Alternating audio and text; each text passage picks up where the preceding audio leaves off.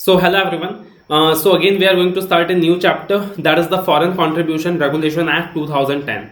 अब ये जो एक्ट है, छोटा एक्ट है, सिंपल एक्ट है, इंटरेस्टिंग एक्ट है और एक क्वेश्चन आपको श्योर शॉर्ट एग्जाम के लिए मिलेगा ही मिलेगा। अब देखना ऑफिशियली इस चैप्टर को हम लोग स्टार्ट करने वाले हैं फ्रॉम द नेक्स्ट वीडियो।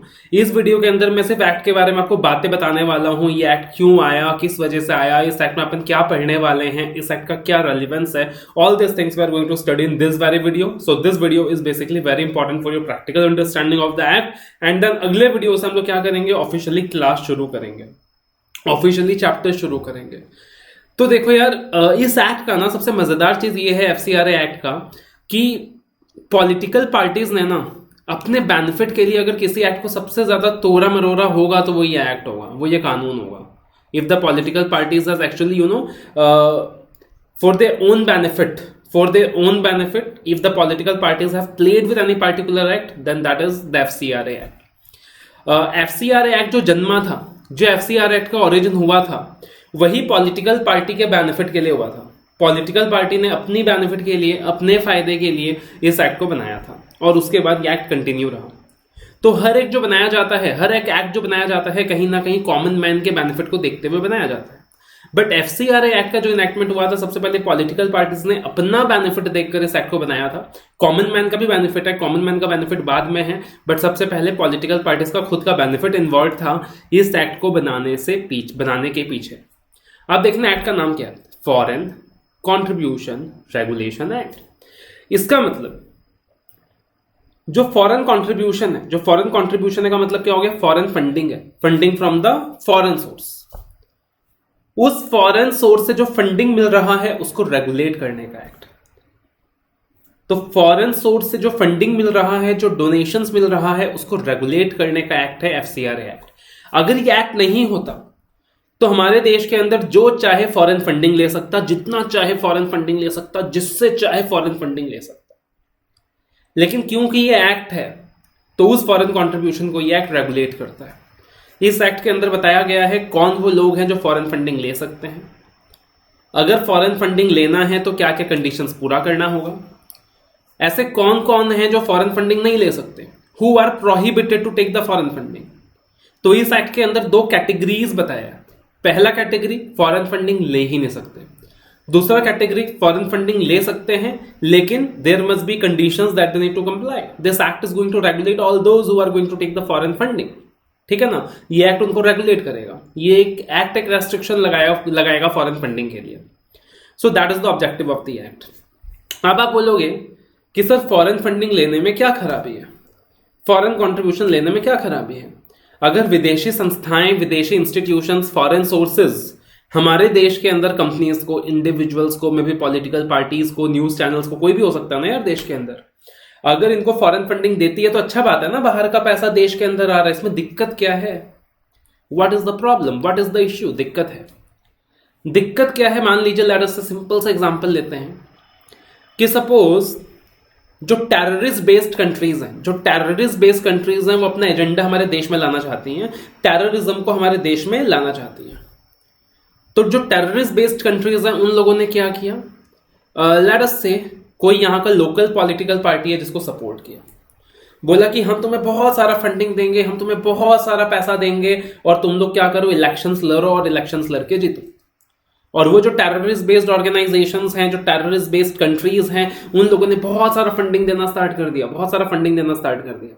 अब फंडिंग मिलने से क्या होगा, वोट्स खरीदे जाएंगे। अब जो लोकल पॉलिटिकल पार्टी है उसके पास बहुत सारा पैसा आना स्टार्ट हुआ, they have started to get a lot of money. तो इन लोगों ने क्या किया, पैसे दे देकर वोट्स खरीदने शुरू कर दिए। दूसरी तरफ वो जो टेररिस्ट ऑर्गेनाइजेशन है या वो जो टेररिस्ट बेस्ड कंट्रीज हैं, उन लोगों ने मीडिया को भी खरीद लिया, मीडिया को बहुत सारा पैसा दिया, बहुत सारा पैसा दिया मीडिया को, करोड़ों रुपए दिया, और मीडिया को बोला कि जो भी एग्जिस्टिंग गवर्नमेंट है उनके बारे में बुरी बुरी बातें बताओ और ये जो पॉलिटिकल पार्टी है इसके बारे में अच्छी अच्छी बातें बताओ। तो अकॉर्डिंगली मीडिया ने भी क्या किया कि जो एग्जिस्टिंग पार्टी है जिसका सत्ता चल रहा है उसके बारे में नेगेटिव चीजें बतानी शुरू कर दी और जो ऑपोजिशन वाली पार्टीज हैं उनके बारे में अच्छी अच्छी चीजें बताना शुरू कर दी। उसके अलावा अब जो वो कंट्रीज हैं, टेररिस्ट बेस्ड कंट्रीज हैं, राइट, तो उन कंट्रीज ने क्या किया, जो एडिटर्स हैं देश के, उनको पैसा देना स्टार्ट किया कि आप जो करंट पार्टी है, जो करंट पॉलिटिकल पार्टी है, आप उनके खिलाफ नेगेटिव आर्टिकल्स लिखें, और जो ये फलाना पॉलिटिकल पार्टी है या जिनको भी उनको सपोर्ट करना है, आप इनके बारे में अच्छी अच्छी बातें लिखें। सिमिलरली जो कार्टूनिस्ट वगैरह होते हैं, जो कार्टून्स बना बनाकर देश को इन्फ्लुएंस करते हैं, युवाओं को इन्फ्लुएंस करते हैं, यंग माइंड्स को इन्फ्लुएंस करते हैं, उनको पैसा देना स्टार्ट किया कि आप ऐसे ऐसे कार्टून्स बनाइए जिन कार्टून्स में जो एग्जिस्टिंग पार्टी है आप उसको नीचे गिरा रहे हो, और जो ये पार्टिकुलर बंदा है, ये जो पार्टिकुलर पार्टी है, आप इसको अपलिफ्ट कर रहे हो। तो एक तरफ उन्होंने ऑपोजिशन को पैसे दे दिए, जो कैंडिडेट सिलेक्शन लड़ने वाले हैं उनको पैसे दे दिए, पॉलिटिकल पार्टीज को पैसे दे दिया, मीडिया हाउसेस को पैसे दे दिए, कार्टूनिस्ट को पैसे दे दिए, एडिटर्स को पैसे दे दिए, और पूरी तैयारी कर ली कि हाँ भाई जो एग्जिस्टिंग पार्टी है उसका जो गवर्नमेंट है वो फॉल हो जाए और जो ऑपोजिशन है वो जीत जाए। और जब ऑपोजिशन जीत जाएगा तो क्योंकि वो उन मुस्लिम बेस्ड कंट्रीज, वो जो टेररिज्म बेस्ड कंट्रीज हैं, जो मुस्लिम बेस्ड कंट्रीज हैं, again I don't mean to spread hatred against any particular country, right, मेरा वो इरादा बिल्कुल नहीं है, मेरा वो ऑब्जेक्टिव बिल्कुल नहीं है। There are many brothers and sisters in a fraternity जो उन पार्टिकुलर रिलीजन्स के हैं और जो बहुत अच्छा काम कर रहे हैं। मेरे स्टूडेंट्स हैं जो इतना अच्छा करते हैं, जिनके लिए मन के अंदर एक गर्व की भावना आती है कि कितना अच्छा कर रहे हैं। APJ Abdul Kalam, such a great personality, शायद ही पूरे देश ने कभी देखा होगा, बट वो तो कुछ लोग हैं, कुछ देश हैं जो कहीं ना कहीं नाम खराब कर देते हैं, नाम डुबा देते हैं, और उनकी वजह से जो अच्छे लोग हैं उनको भी सफर करना पड़ता है। तो वो जो भी टेररिज्म बेस्ड कंट्रीज, उन लोगों ने एक तरीके से क्या कर लिया, अपनी सत्ता बना ली, है ना। एक तरीके से कहने को कोई एक पार्टिकुलर पॉलिटिकल पार्टी देश को रूल कर रहा होगा, बट वो जो कंट्रीज हैं, वो जो देश हैं, वो रूल कर रहे होंगे देश को इनडायरेक्टली। और आप सोच के देखो फिर क्या होगा, देश के अंदर टेररिज्म फैल जाएगा और पूरा टेररिज्म को बढ़ावा मिलेगा। ये तो मैंने एक छोटा सा एग्जांपल दिया है। इस तरीके से जो डेवलप्ड नेशंस हैं वो भी इंटरेस्टेड हो सकती है हमारे देश के अंदर कंट्रोल एक्वायर करने के लिए। Maybe USA wants to acquire the control in India, maybe England, the UK, the United Kingdom, वापस से वो चाहते हैं कि वो इनडायरेक्टली हमारे देश को अपने अकॉर्डिंग चलाए, जैसे कि आजादी मिलने से पहले चलाया करते थे। अब डायरेक्टली नहीं चला सकते, they want to run the country indirectly. So accordingly वो चाहते हैं कि भाई जिन पॉलिटिकल पार्टीज को वो सपोर्ट कर रहे हैं, जिनको वो पैसा दे रहे हैं, जिनको वो फंडिंग कर रहे हैं, कैसे भी वो जीत जाए, तो वो अकॉर्डिंगली उनके अकॉर्डिंग काम करेंगे, and accordingly they are going to control the country. Accordingly वो जो पार्टिकुलर देश है, वो जो पार्टिकुलर ऑर्गेनाइजेशन है, वो क्या करेगा, हमारे देश को कंट्रोल करेगा। सो दैट इज वाई जरूरी है कि काफी सारे फॉरेन कॉन्ट्रीब्यूशंस को रेस्ट्रिक्ट किया जाए। सो दैट इज वाई जरूरी है कि काफी सारे फॉरेन कॉन्ट्रीब्यूशंस को रेस्ट्रिक्ट किया जाए। सो प्रैक्टिकली आप एक्ट के अंदर देखोगे कि जितनी भी पॉलिटिकल पार्टीज हैं, political parties foreign contribution receive नहीं कर सकती। जितने भी कैंडिडेट्स हैं जो इलेक्शंस लड़ रहे हैं, वो लोग फॉरेन कॉन्ट्रीब्यूशन रिसीव नहीं कर सकते। जो कार्टूनिस्ट हैं, जो कार्टून्स बनाकर देश को इन्फ्लुएंस कर सकते हैं, जो एडिटर्स हैं, जो मीडिया हाउसेज हैं, ये लोग फॉरेन कॉन्ट्रीब्यूशन रिसीव नहीं कर सकते। जो ऑफिस बियरर्स हैं गवर्नमेंट के अंदर, ये लोग फॉरेन कॉन्ट्रीब्यूशन रिसीव नहीं कर सकते। ठीक है, राइट। और कुछ चीजों में प्रोहिबिशन नहीं है मगर रेगुलेशन है। फॉर एग्जाम्पल, फॉरेन कॉन्ट्रीब्यूशन को पूरी तरीके से बंद भी नहीं किया जा सकता, पूरी तरीके से प्रोहिबिट भी नहीं किया जा सकता। आप बोलोगे यार फॉरेन कॉन्ट्रीब्यूशन में इतनी खराबी है तो बंद कर दो फॉरेन कॉन्ट्रीब्यूशन, प्रोहिबिट कर दो, पूरे देश के अंदर कोई भी फॉरेन कॉन्ट्रीब्यूशन रिसीव कर ही नहीं सकता है। वो भी पॉसिबल नहीं है, बिकॉज हमारे देश के डेवलपमेंट के लिए, देश के ग्रोथ के लिए कहीं ना कहीं फॉरेन फंडिंग की भी जरूरत है। हमारे पास खुद के पास इतना पैसा नहीं है कि उसके बिहाफ में पूरा देश चल जाए। काफी सारी ऐसी एनजीओज हैं, नॉन प्रॉफिटेबल ऑर्गेनाइजेशंस हैं, सोशल संस्थाएं हैं, ट्रस्ट हैं, चैरिटेबल इंस्टीट्यूशंस हैं, जो जेन्युइनली फॉरेन फंडिंग लेकर बहुत अच्छा काम करती हैं, देश का भला बनाती हैं, हॉस्पिटल सेट करती हैं, फ्री एजुकेशन प्रोवाइड करती हैं। सो प्रैक्टिकली फॉरेन कॉन्ट्रीब्यूशंस को बंद कर देना, प्रोहिबिट कर देना भी पॉसिबल नहीं है। उसको रेगुलेट करने का सॉल्यूशन है कि कोई मिसयूज ना करे इस बेनिफिट को।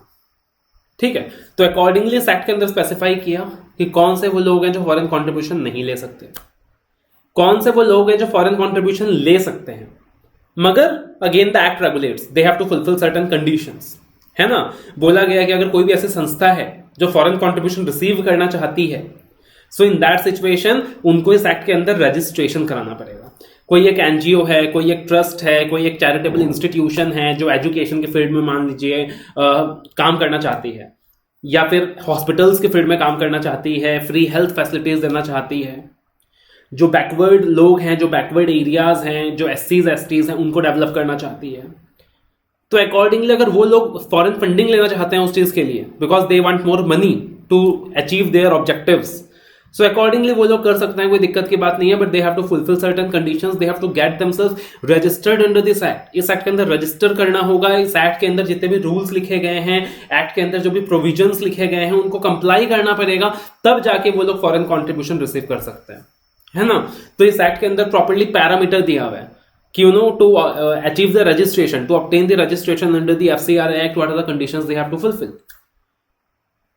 फॉर एग्जाम्पल बोला गया है कि एक नया एनजीओ है, एक नया चैरिटेबल ट्रस्ट है, एक कोई नया सोसाइटी है, तो इन दैट सिचुएशन वो फॉर्म होते फॉरेन कंट्रीब्यूशन रिसीव करना स्टार्ट नहीं कर सकते।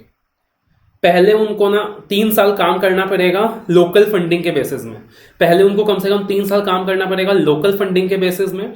जिस भी फील्ड के अंदर वो एस्पायर करते हैं सोसाइटी के लिए अच्छा करने का, वहां एटलीस्ट 15 लाख रुपीस खर्च करना होगा। जो करंट लिमिट है वो 15 लाख रुपए का है कि 3 साल के अंदर एटलीस्ट 15 लाख रुपए खर्च करने होंगे, 15 लाख रुपीस खर्च करने होंगे इन दो सोशल एक्टिविटीज। दिखाना पड़ेगा कि हमारा इंटेंशन वाकई सोसाइटी को डेवलप करना है, हमारा इंटेंशन वाकई एजुकेशन, हेल्थ, जो भी फील्ड है उसमें अच्छा करना है। एटलीस्ट 15 लाख रुपीस का स्पेंडिंग होना चाहिए 3 साल में, है ना। एटलीस्ट 15 लाख रुपीस का स्पेंडिंग होना चाहिए 3 साल में। All the other conditions must be complied with, proper audit वगैरह होगा, 3 साल का ट्रैक रिकॉर्ड होना चाहिए उनके पास टू सपोर्ट देमसेल्व्स कि देखो हमने 3 साल में इतना अच्छा काम किया है, 15 लाख रुपए खर्च किए हैं। उसके बाद जाकर वो एलिजिबल है to receive the registration under the FCRA act, right.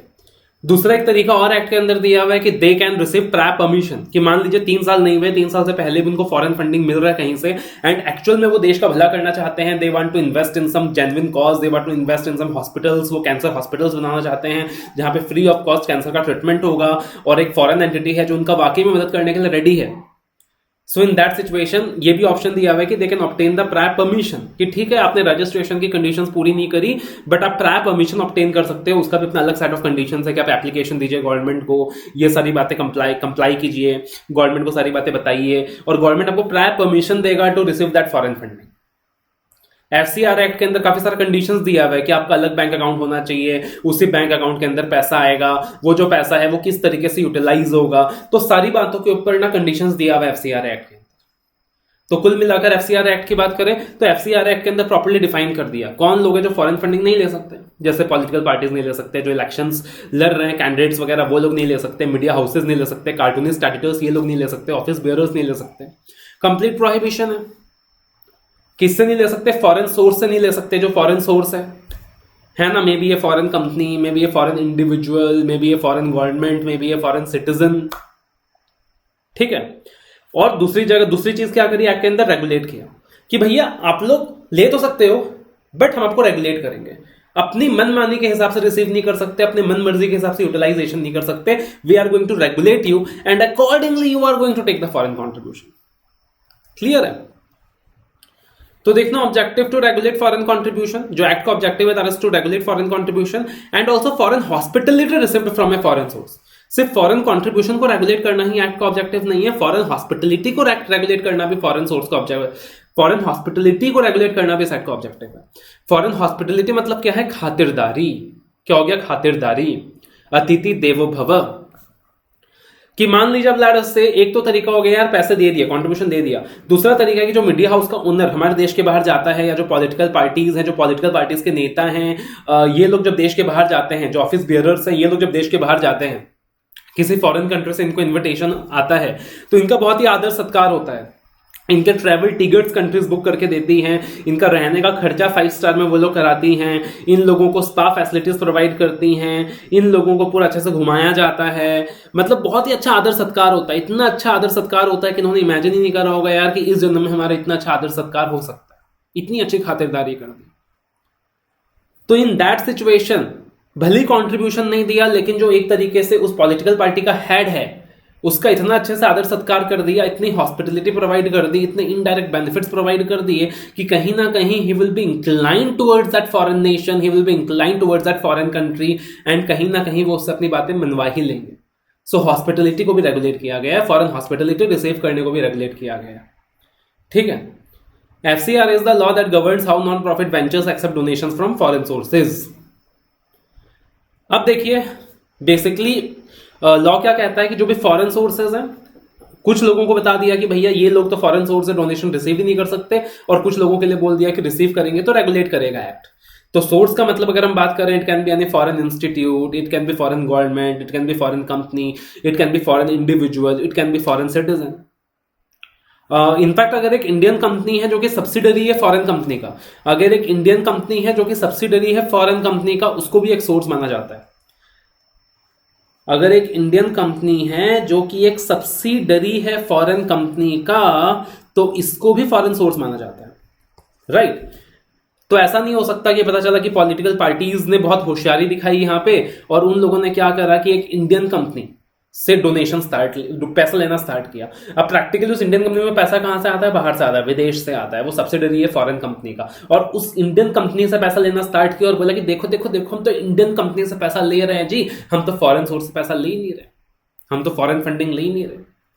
सो ऐसा ना हो, इसीलिए यहां पे इंडियन कंपनी जो कि सब्सिडरी है फॉरेन कंपनी का, इसको भी ऐड कर दिया। ठीक है, एग्जाम्पल्स मैंने आपको दिया है यहाँ पे, जो कि मैंने आपको बताया भी कि फॉर एग्जाम्पल फॉरेन फंडिंग मिल रहा है पॉलिटिकल पार्टीज को, इतना फंडिंग मिल रहा है कि मान लीजिए वो 10 लाख रुपए हर फैमिली को पे कर दे और बोले कि आपके फैमिली का हर कोई हमारे लिए वोट करेगा, तो उस पॉलिटिकल पार्टी के जीतने का तय है।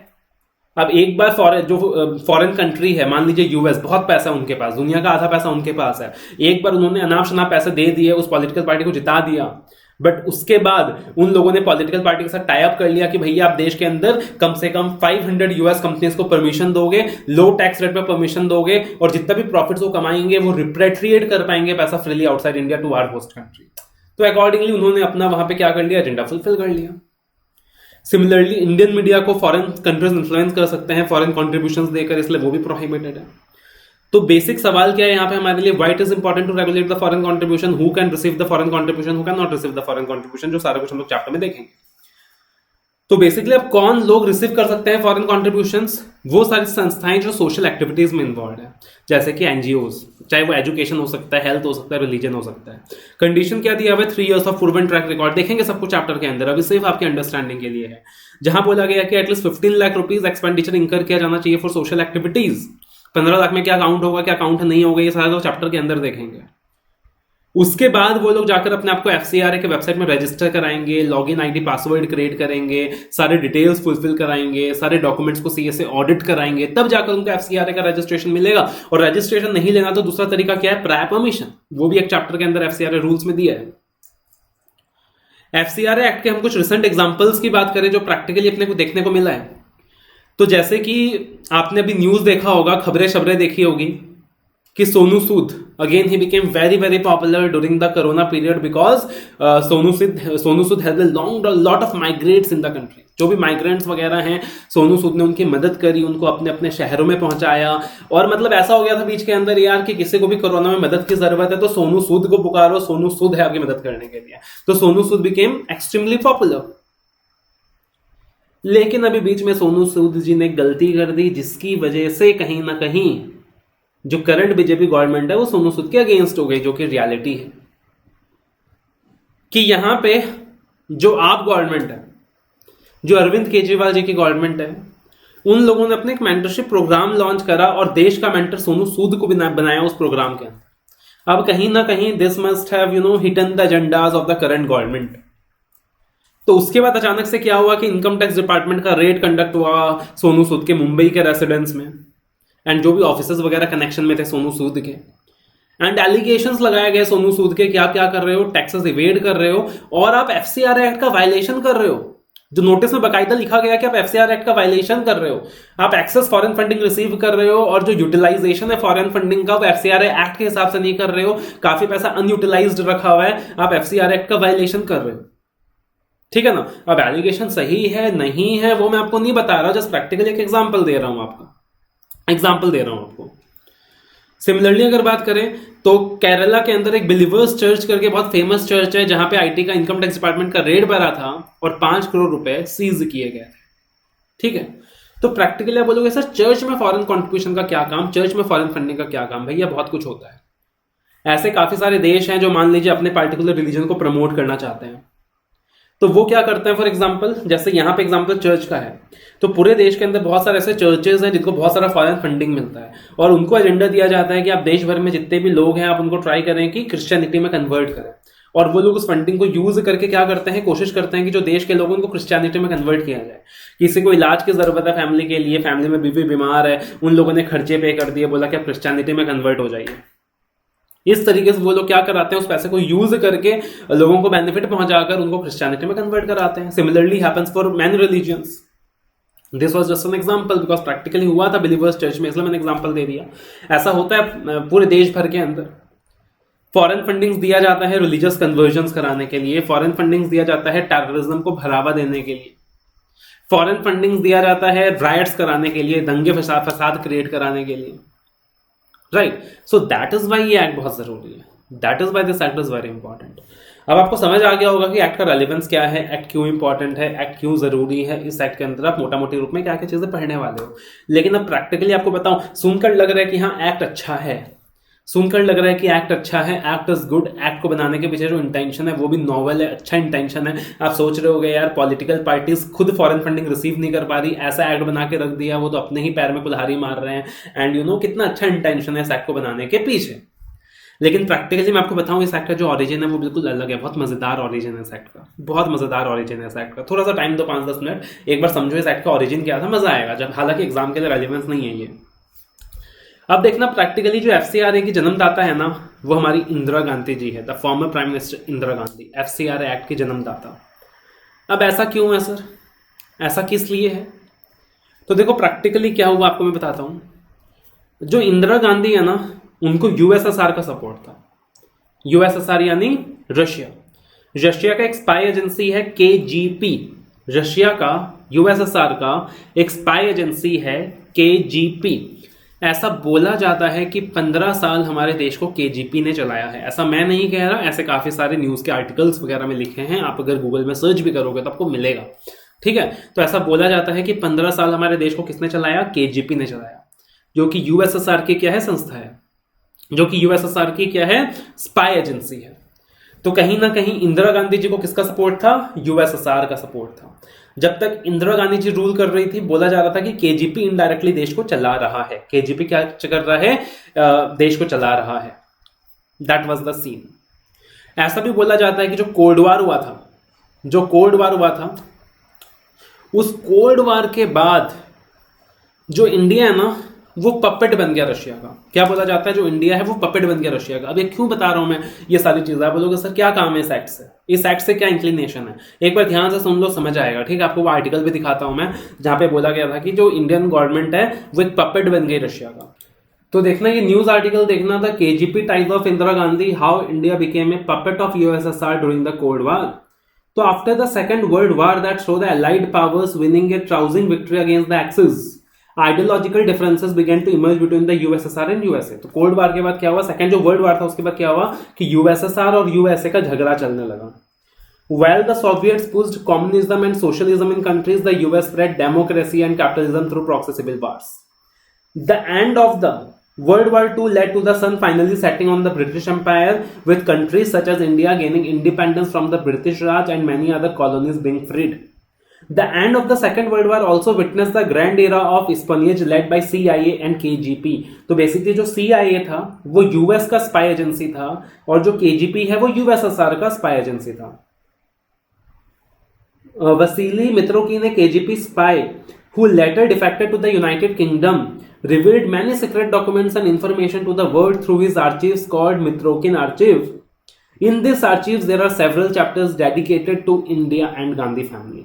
तो ये जो केजीपी का एक स्पाई है, पॉपुलर स्पाई है, ये सारे डिटेल्स उसने ही रिवील करा है कि what was the connection between Indira Gandhi and again the spy agency. After India gained independence in 1947, attention of the two espionage agencies diverted to India. Both the countries wanted to gain indirect control of the country since it would give them the power control over a substantial region. तो independence हुआ, अब USA USSR दोनों चाह रहा था कि India के अंदर अपना पॉलिटिकल पावर जमाएं, इनडायरेक्टली देश को कंट्रोल करें।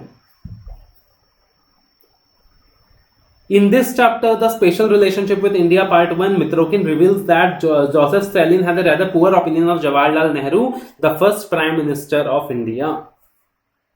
According to archives, Stalin regarded Nehru and Mahatma Gandhi as imperialist puppets who bowed before the British and betrayed the people, helping the British tighten their hold over India. Despite his harsh words for the PM, Nehru often praised the communist revolution of Soviet Russia and took inspiration from it.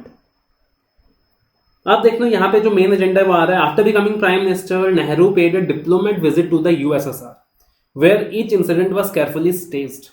According to Mitrokin, the Soviets were eyeing India as a playground for CIA and KGB agents after Indira Gandhi became prime minister. और इंदिरा गांधी को code name दिया गया था वानो by Mitrokhin. The KGB managed to infiltrate deeper into the Indian government.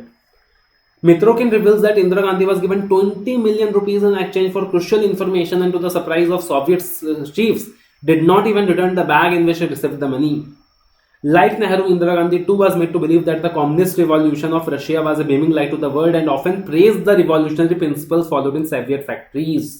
तो बोला जाता है कि हाँ, कहीं ना कहीं जो यूएसएसआर है, जो स्पाई एजेंसी है केजीबी, वो देश को इंडायरेक्टली चला रहा था 15 साल तक, ऐसा बोला जाता है. अब प्रैक्टिकली जो यूएसए का स्पाई एजेंसी है सीआईए, वो चाहता था कि किसी भी तरीके से इंदिरा गांधी गवर्नमेंट को नीचे लाया जाए ताकि रशिया का इन्फ्लुएंस देश के अंदर खत्म हो जाए, बिकॉज रशिया और उनका दुश्मनी है. तो अब हुआ क्या, they started, CIA started giving foreign fundings to Indian political parties, to candidates who would fight against the Congress, against the Indira Gandhi and her ministers. Candidates को पैसा देना स्टार्ट कर दिया, मीडिया हाउसेस को पैसा देना स्टार्ट कर दिया, कार्टूनिस्ट वगैरह को पैसा देना स्टार्ट कर दिया. 1971 को इंदिरा गांधी को अंदाजा हो गया था कि हाँ, ऐसा कुछ चल रहा है, एंड जो सीआईए है वो बहुत सारा पैसा इस तरीके से पास ऑन कर रहा है मुझे हराने के लिए.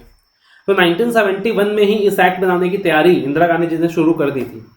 बट जब 1975 में इमरजेंसी डिक्लेयर किया इंदिरा गांधी जी ने, 1975 में जब इमरजेंसी डिक्लेयर कर दिया, जितने भी पॉलिटिकल पार्टीज के लीडर्स वगैरह हैं उन सबको जेल में डाल दिया, उस वक्त इंदिरा गांधी को लगा कि यार ये जो प्रोसेस है बहुत जोरों शोरों से चल रहा है, बहुत जोरों शोरों से जो यूएसए की स्पाई एजेंसी है सीआईए, वो फॉरेन फंडिंग्स दे रही है और मुझे हराने की तैयारी कर रही है. और इंदिरा गांधी जी ने बोला क्या किया जाए, तो 1975 को बिल सामने रखा गया एफसीआरए एक्ट का, और 1976 को ये एक्ट पास कर दिया गया कि भैया फॉरेन फंडिंग लेना अलाउड नहीं है, कोई पॉलिटिकल पार्टी फॉरेन फंडिंग ले ही नहीं सकती, ताकि फॉरेन फंडिंग लेकर इंदिरा गांधी को न हरा दिया जाए. That was the history, that was how it happened, and that is how the FCRA act came into being. तो प्रैक्टिकली अगर हम बात करें तो 1976 को क्या हुआ, FCRA act Indira Gandhi government लेकर आई. क्यों लेकर आई, रीजन समझ आ गया आपको, राइट? तो I believe you must have got the reason कि 1976 को ये एक्ट क्यों लेके आया गया. 1971 को ही प्लानिंग स्टार्ट हो गया था, 1975 को इमरजेंसी डिक्लेयर हुआ, 1976 को इंदिरा गांधी एफसीआरए एक्ट लेकर आ गई. ठीक है, अब देखना मजे की बात, एक मजेदार इंसिडेंट सुनाता हूं मैं आपको. 1976 को एफसीआरए एक्ट आ गया, यानी स्ट्रिक्टली बोल दिया गया कि पॉलिटिकल पार्टीज फॉरेन फंडिंग नहीं ले सकती है, किसी भी फॉरेन सोर्स से, मीडिया हाउसेस नहीं ले सकती है, कार्टूनिस्ट एक्टर्स ये लोग नहीं ले सकते हैं. फॉरेन सोर्स को डिफाइन कर दिया गया, कोई भी फॉरेन कंपनी, कोई भी फॉरेन इंडिविजुअल, कोई भी फॉरेन सिटीजन, ये सारे लोग फॉरेन सोर्स के अंदर आते हैं. इनफैक्ट एक इंडियन सब्सिडरी, एक इंडियन कंपनी जो कि फॉरेन गवर्नमेंट की सब्सिडरी है, उसको भी फॉरेन सोर्स के डेफिनेशन में लाया गया है ना. आप ध्यान से अगर एक्ट पढ़ोगे, 1976 का एक्ट ध्यान से पढ़ोगे, तो उसमें बोला गया कि भाई जो एक इंडियन कंपनी है, अगर वो सब्सिडरी है किसी फॉरेन कंपनी की, तो वो भी फॉरेन सोर्स के डेफिनेशन में है. अब देखो एक मजेदार किस्सा हुआ. मजेदार किस्सा क्या हुआ, 2004 से लेकर 2012 तक दोनों के दोनों पॉलिटिकल पार्टीज ने, बीजेपी ने भी और कांग्रेस ने भी, मतलब दूध में धुला कोई नहीं है, बीजेपी ने भी कांग्रेस ने भी बहुत सारे फॉरेन कॉन्ट्रीब्यूशंस रिसीव करे in violation of the act.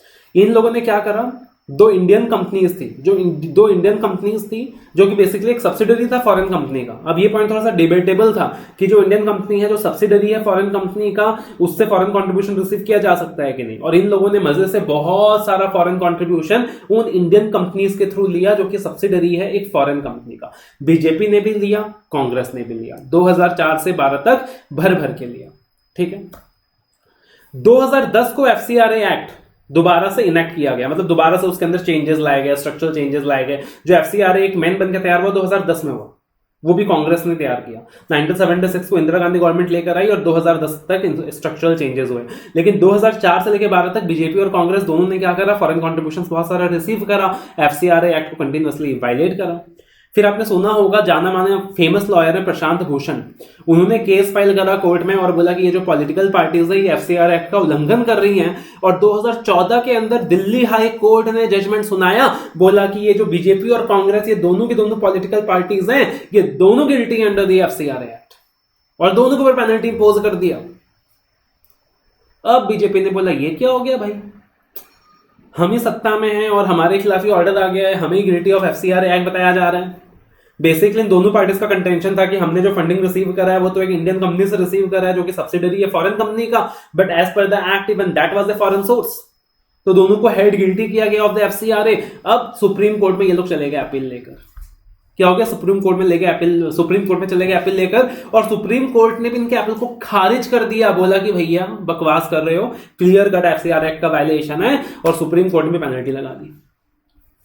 अब यहां पे बीजेपी परेशान हो गई, बोला ये क्या हो गया भैया, ये क्या हो गया, एफसीआर एक्ट में हम खुद ही फंस गए। लेकिन यहां पे बीजेपी जो है ना इस चीज में मास्टर है, मतलब लॉ चेंज कर देती है, कानून चेंज कर देती है अपने बेनिफिट के लिए। तो 2016 को फाइनेंस एक्ट के अंदर एक क्लैरिफिकेशन जारी कर दिया। फाइनेंस एक्ट के अंदर एक चेंज लेकर आ गई बीजेपी गवर्नमेंट।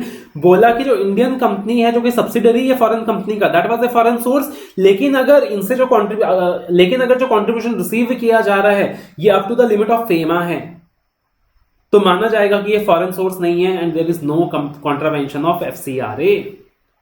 तो 2016 फाइनेंस एक्ट के अंदर ये चेंज लेकर आ गए और बोला कि अगर एक इंडियन कंपनी है जो कि सब्सिडरी है फॉरेन कंपनी का, अगर ये यहां से जो कंट्रीब्यूशन रिसीव किया जा रहा है, ये जो कंट्रीब्यूशन रिसीव कर रही है ये up to the limit of FEMA receive कर रही है, तो माना जाएगा कि ये फॉरेन सोर्स नहीं है और एफसीआर एक्ट का कोई वायलेशन नहीं हुआ। और मजे की बात, यहां पे ये जो चेंज लाया गया ये रेट्रोस्पेक्टिव इफेक्ट से लाया गया फ्रॉम 2010 से लाया गया। कब से लाया गया? 2010 से। लेकिन यहां पे बीजेपी ने गलती कर दी। गलती क्या कर दी? फिर कांग्रेस ने आकर बीजेपी को बोला कि भाई तुमने गलती कर दी। क्या गलती कर दी? अरे हमने तो जो फॉरेन एक्सचेंज लिया था, जो फॉरेन कंट्रीब्यूशन लिया था 2004 से लिया था, इनफैक्ट उससे पहले का भी लिया हुआ है। हमारे ऊपर जो पेनल्टी लगा हुआ है वो तो पिछले कितने सालों का फॉरेन कंट्रीब्यूशन रिसीव करने का लगा हुआ है। और रेट्रोस्पेक्टिव चेंज जो आप लेकर आए हो वो तो सिर्फ 2010 एक्ट से लेकर आए हो, पहले का क्या? तो बीजेपी ने बोला बात तो सही है, तो 2018 को फाइनेंस एक्ट 2018 निकाल दिया और बोला कि जो फाइनेंस एक्ट 2016 में चेंज आया था ना वो 1976 से एप्लीकेबल है। इसका मतलब पिछले 40 साल से इन पॉलिटिकल पार्टीज ने जितना भी फॉरेन कंट्रीब्यूशन लिया है उसमें कहीं भी वायलेशन ऑफ एफसीआर एक्ट नहीं है।